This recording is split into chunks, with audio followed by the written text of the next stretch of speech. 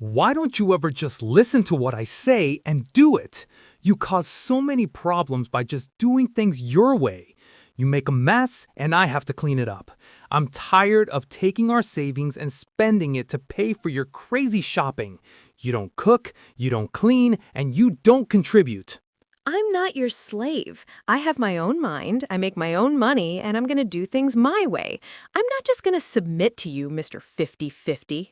So you know that means that you'll clean up your own messes from now on. I pay all the bills, and you know that.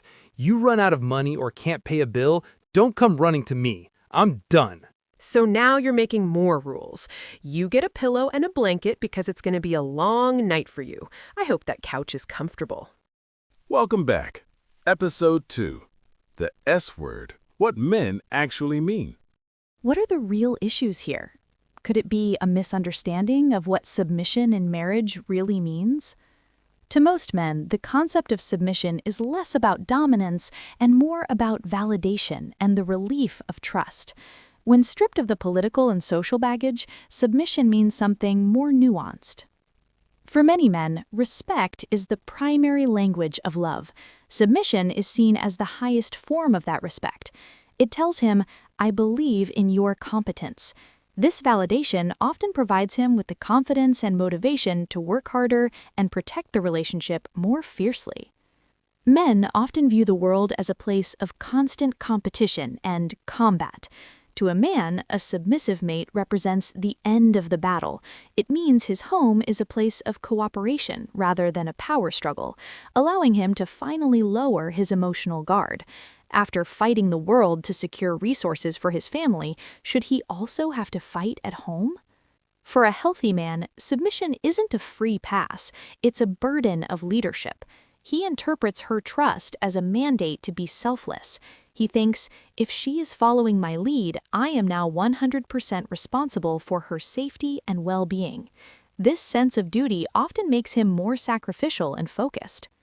Many men feel a deep biological drive to provide and protect, but they're often afraid of being overbearing in a modern context.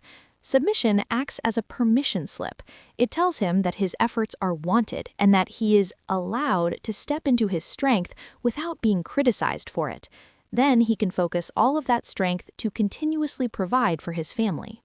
Most men do not equate submission with a lack of intelligence, value, or strength. In fact, many men want a mate who is highly capable and brilliant.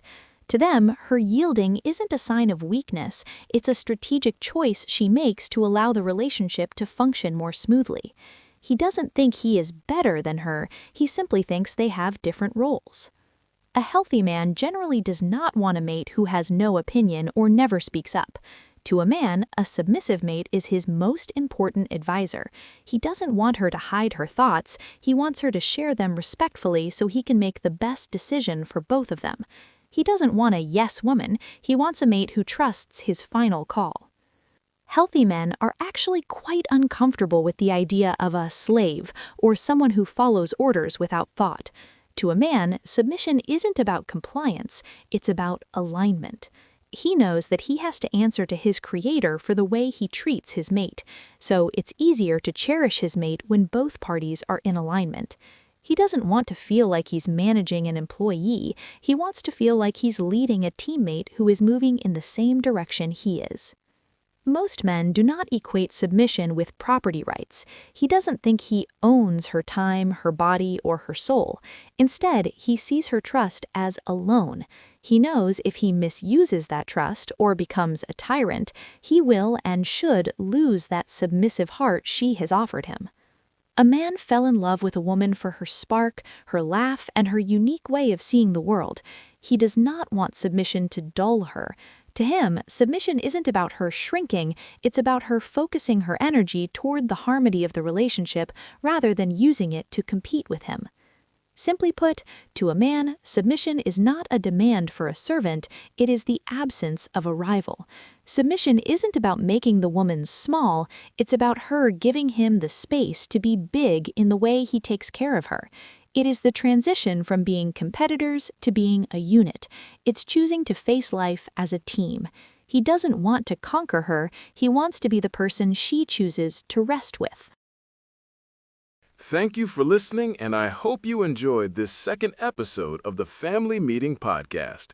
Please like, follow, and subscribe.